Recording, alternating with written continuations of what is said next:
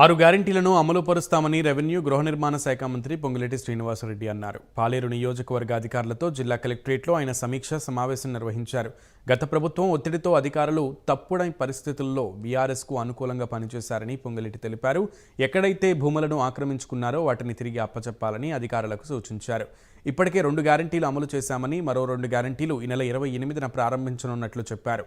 ఇంకో 2 గ్యారెంటీలు సంక్రాంతిలోపు అమలు చేస్తామన్నారు. రాష్ట్రం ఆర్థికంగా ఇబ్బందిగా ఉన్న 6 గ్యారెంటీలను అమలు చేస్తామని పొంగులేటి శ్రీనివాస్ తెలిపారు. అన్ని రాజకీయ పార్టీల మీద, రాజకీయ పార్టీలకు సహకరించే నాయకుల మీద కూడా ఈ ప్రభుత్వానికి కక్ష సాధింపు లేదు.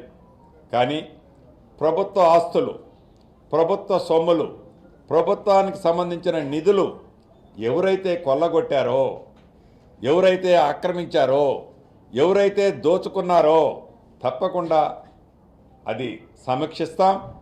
ఆ సమీక్షించి ప్రభుత్వ భూములు అది హైదరాబాదులో కానీ, వరంగల్లో కానీ, ఖమ్మంలో కానీ, ఇతరత్ర ఏ ప్రాంతంలోనైనా ప్రభుత్వ భూములు ఆక్రమించినా, ప్రభుత్వ సొమ్ములు కొల్లగొట్టినా, ఆనాడు ప్రభుత్వం ఉంది కదా, అధికారం ఉంది కదా అని అనేక వర్కులలో వారికి నచ్చినట్లు బినామీ ఎస్టిమేట్లు తయారు చేసి వారి బినామీ కాంట్రాక్టులకు ఇచ్చుకున్నా వాటిని ఒక్కసారి పునఃపరిశీలన చేసుకొని కరెక్ట్ చేసుకోవాలని అయితే ఇందాక అధికారుల సమక్షంలో చెప్పడం జరిగింది. ఇది రాష్ట్ర వ్యాప్తంగా కూడా చెప్పడం జరుగుతుంది. అన్ని